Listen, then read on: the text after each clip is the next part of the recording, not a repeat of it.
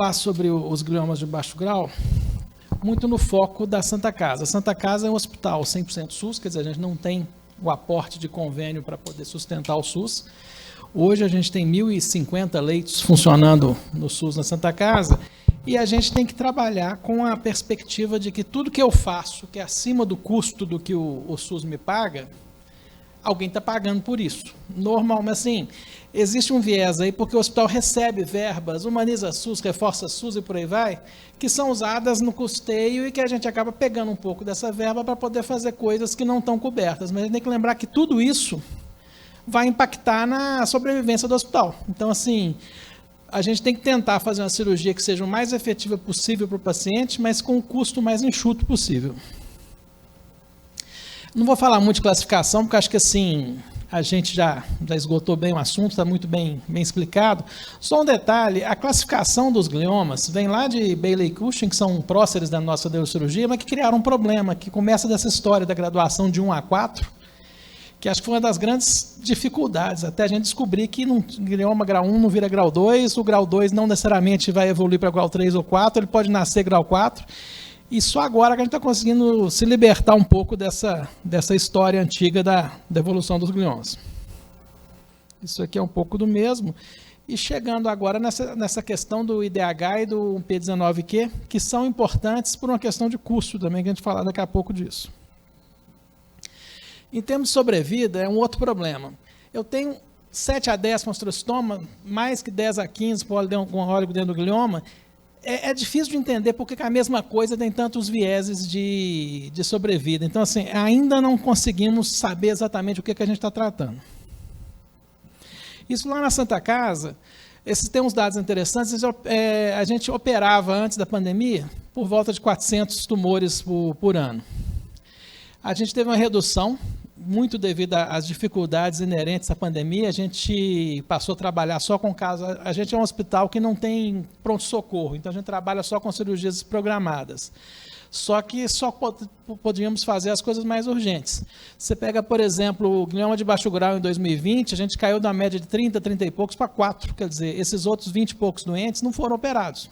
Eles ficaram.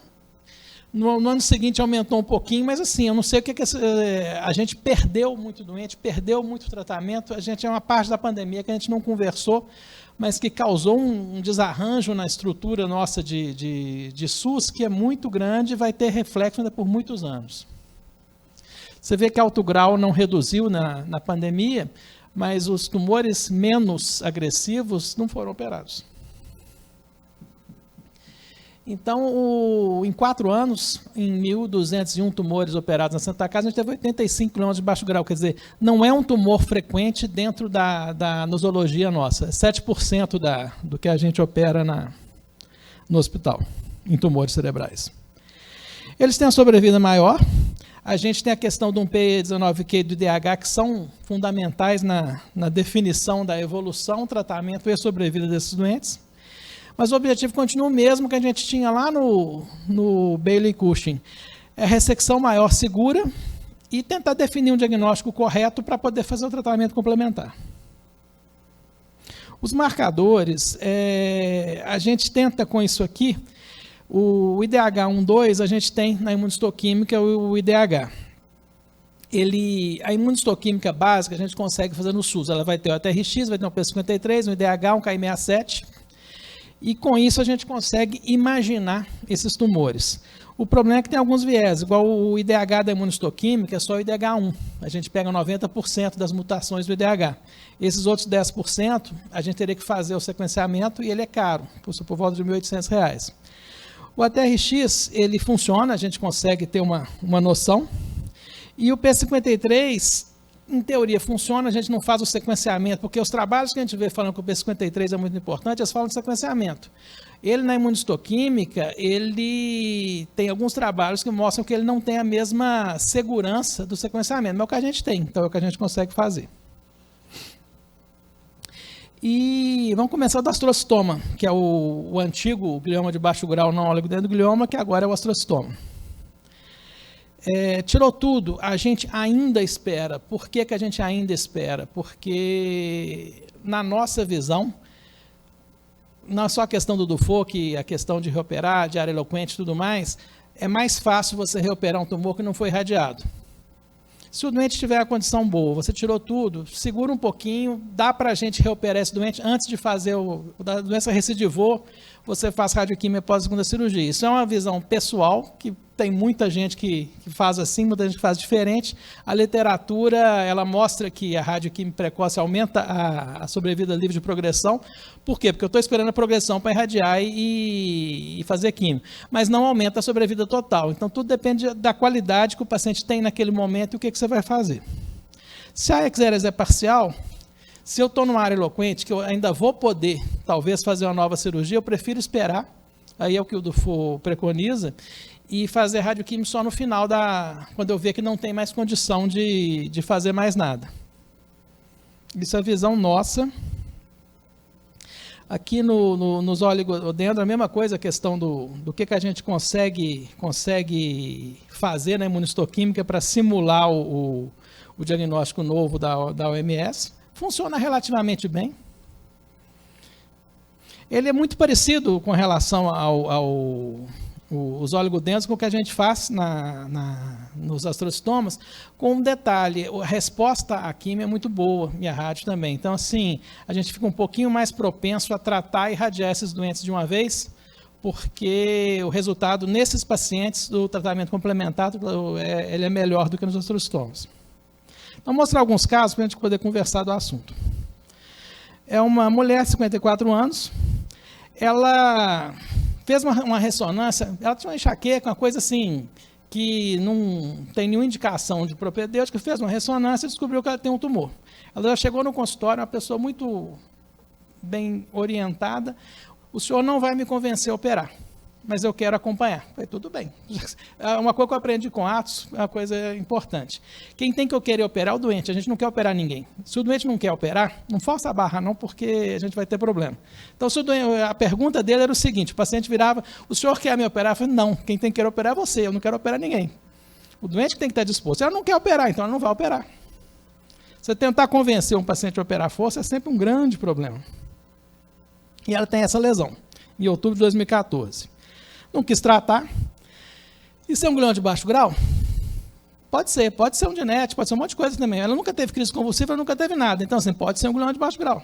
É mais provável do que um DNET, do que um ganglioma, que é uma outra alteração que daria mais convulsão. Tem mais de 50 anos, ela tem toda a indicação de tratar, mas ela não quer tratar. A lesão não está na área motora, mas está muito próximo. E até o outubro do ano passado, ela vem todo ano fazer, ela não fez a de outubro ainda. Até o ano passado, a lesão permanece idêntica. Então, quer dizer, a gente tem 7 anos de acompanhamento, a lesão não cresceu. E toda vez ela volta e fala a mesma coisa, está vendo? Se eu tivesse me operado, eu estava sem mexer o braço. Não sei se estava não, mas o fato é o seguinte, eu não, nesses 7 anos, a minha cirurgia com certeza não acrescentaria nada para ela, porque ela não tem nada. Eu não consigo melhorar o que está bom, né? Então, ela continua, esse ano, daqui a pouquinho, está chegando lá para fazer a ressonância do ano dela. Um dia vai crescer, a história diz que sim. E eu não sei o que é, né? Espero que seja um glioma de baixo grau, mas assim, pode ser outra coisa. Estamos esperando. É um tratamento recomendável? Não, mas é o tratamento que ela quis e até agora deu muito certo. Esse aqui é um rapazinho de 22 anos de idade. Em 2017 teve uma convulsão, aí ele já teve sintoma, já começou com sintoma. E uma lesão temporinsular esquerda. Foi operado em novembro de 2017, acordado. Se boiar, você estava lá, né, Lucas? 2017 estava lá? Já tinha saído? Operou em 2017. A exérese dele foi limitada por alteração de fala, que é a grande questão, porque muitas vezes você vai fazer ressonância intraoperatória, você vai fazer o que você for fazer, mas o que me impediu de operar foi que o doente teve déficit, então ali vai parar, eu sei que tem lesão. Essa aí não tem muita saída. Fez uma imunossuoquímica que nos mostra um glioma de baixo grau com IDH mutado.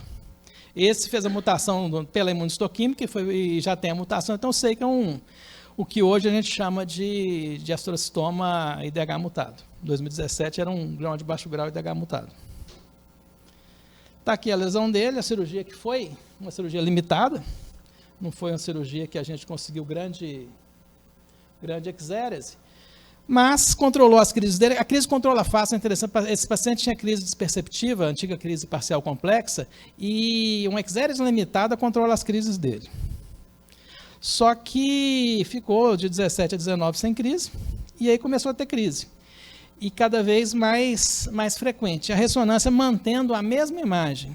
Quer dizer, a gente tem uma alteração inicialmente de função, para depois ter alteração na ressonância de aumento dessa lesão. E ele tinha 3 a 4 crises por dia. Essas crises perceptivas, que é a crise de desperceptiva com alteração leve de consciência, é uma convulsão que não tem fenômeno tônico-clônico, mas incomodava demais. Um rapaz novo, ele não saía mais de casa, ele não queria trabalhar, porque tinha direto as crises dele. Em janeiro de 2021, a lesão aumentou, aí a gente repetiu a ressonância e começou a ter um foco de captação muito tênue aqui em cima, no frontal. É interessante que ele não tinha nada no frontal, era uma coisa que era têmporo insular, começou a ter alteração no frontal. E claramente a lesão cresceu e a lesão ficou um pouco mais agressiva. Você vê no primeiro flare ali. E aí foi operado de novo, em fevereiro de 2021. A exéresis foi limitada, mesma coisa, o paciente acordado, a gente tem um limite anatômico de exéresis. Ele melhorou as crises de novo no pós-operatório. Esse aqui é a imunistoquímica dele, ele é um tumor, um astrocitoma IDH mutado, de grau 2. E pelo aspecto da lesão, da piora da lesão, a gente acabou encaminhando ele para tratamento complementar. Que aí eu achei que assim, a exéresis foi limitada, a lesão está crescendo, eu não estou conseguindo controlar e é a hora de fazer radioquímica. Fez. Em outubro de 2021, de novo, ele piorou a crise e começou a ter um distúrbio de fala muito mais motor, quer dizer, mais frontal, progressivo. Operamos de novo. A ressonância dele mostrando um aumento da lesão. A gente aumentou a exérese no temporal dele. A gente tiramos um pouco do frontal, mas você vê claramente que tem uma lesão mais basal que está só evoluindo. E agora ele virou um astrocitoma IDH mutado grau 4. Ele já tinha proliferação vascular e já tinha necrose. O KMA7 subiu para danar, está 60%. Então, quer dizer, esse paciente evoluiu, nessa imunistoquímica agora a gente conseguiu fazer uma codeleção que era negativa, só para confirmar que realmente era um astrocitoma que evoluiu.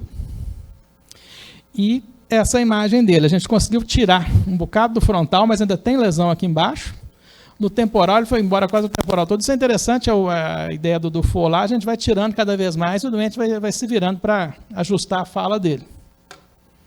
O déficit que ele tem de fala hoje é um déficit de fala frontal. Esse paciente repetiu a ressonância agora, quer dizer, tem 1 ano da última cirurgia, muito deprimido, apático, com alteração cognitiva relacionada ao lobo frontal evidente, mas está indo. E quanto à nova tecnologia, uma coisa que é importante, a gente está num hospital SUS. Então, a gente tem uma neuronavegação que tem 10 anos que está lá, que ela foi ganha uma excrescência que tem no Brasil, que é a verba do parlamentar. Um parlamentar conseguiu uma verba de 1,5 milhão e conseguiu um neuronavegador para a Santa Casa. Não é função do parlamentarismo, é o fato é que resolveu o nosso problema.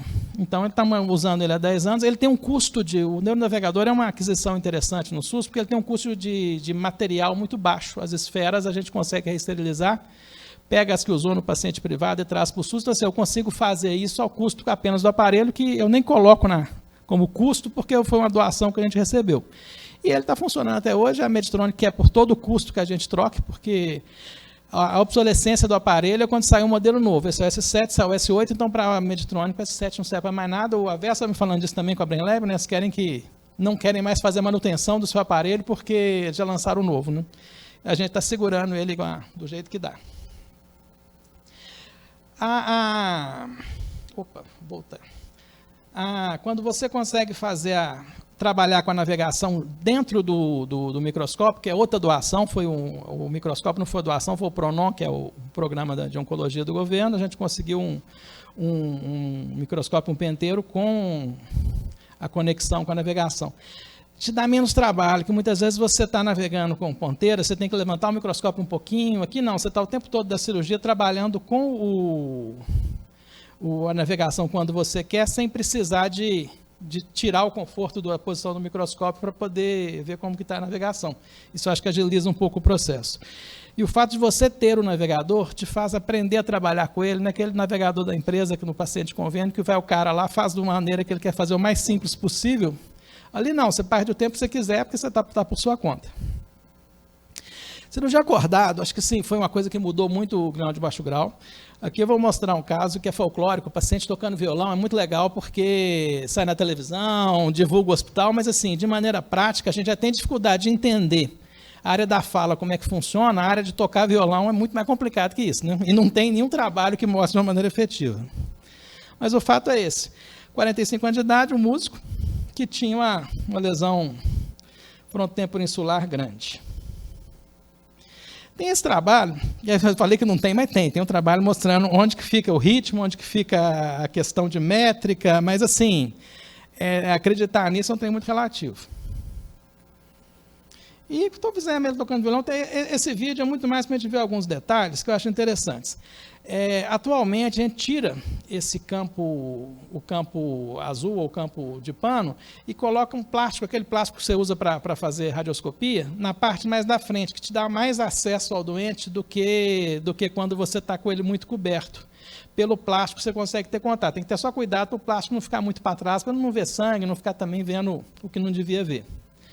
Outra coisa que eu acho importante é, hoje, a gente só faz acordado com o Precedex, com dexmedetomidina, sem colocar a máscara laríngea. Diminui o custo, um custo do Precedex para uma cirurgia fica em volta de R$300, não tem o custo da máscara laríngea e não tem o tempo, porque quando você, entre um momento você fala assim, agora nós vamos estimular, o sujeito diminui a sedação e tira a máscara, eu perco uns 30 minutos até o doente estar ativo. Aqui não, o doente está ativo o tempo todo. Então, assim, eu não preciso de... Que às vezes assim, você está numa fase que você nem testa, porque senão vai demorar tanto para eu poder começar a testar, deixa eu fazer uma fase mais importante. Que não, qualquer coisa você chama o paciente, ele já... O Precedex é interessante que ele fica meio hipoativo, mas você chamou ele de imediato, ele atende e faz. E tem um grande limite, umas 2, 3 horas vai bem, depois o cara começa a cansar, com razão, e a gente começa a ter mais dificuldade. E um outro detalhe importante na cirurgia acordado, é que aqui as áreas de métrica de coisa toda, não sei se isso é real ou não, mas assim... Então, sem máscara laríngea, a gente infiltra os pontos da pele, mas tem um problema. Quando você manipula grande vaso, principalmente quando você tem ínsula envolvida, que você tem que abrir os grandes vasos, dói. A vasa nervórea dói e isso não tem solução, porque isso não é infiltrado quando você infiltra a pele e o doente fica muito incomodado. Isso é um fator limitante nas cirurgias que envolvem a ínsula, então quando você tem que chegar no temporal de uma maneira que você tem que mexer na carótida. Eu, off-label, às vezes molho um algodão com xilocaína e coloco em cima, mas não sei se melhora muito. E o outro problema é a base do temporal, que ali é trigêmeo. Ali, se você, às vezes, tem que coagular um pouco a dura ali, é extremamente doloroso para o paciente e não tem muita solução. Eu não tenho uma maneira de infiltrar aquilo de maneira adequada. A gente tenta, às vezes, na base do temporal, infiltrar com uma agulhinha de insulina, perioperatório, mas também não é um resultado muito legal, não. Hoje, a gente usa esse Ojema. Esse Ojema, a gente tem quase 20 anos. Ele foi adquirido num projeto de pesquisa nosso, custou $5.000, está funcionando até hoje. Ele funciona na estimulação sem precisar de um neurofisiologista, ele é mais tosco do que isso aqui, é muito mais tosco do que isso aqui. Mas ele resolve o problema meu do SUS sem ter um custo extra disso. Então, assim, a gente acaba tendo que adaptar algumas coisas para fazer as coisas funcionarem da maneira que a gente pode funcionar. Bom, era mais ou menos isso, eu tentei fazer uma visão mais... Como fazer a cirurgia funcionar com um custo adequado, acho que era um pouco a ideia disso. Eu já vou colocar direto a aula do Lucas aqui, que já está no meu computador. Obrigado, gente.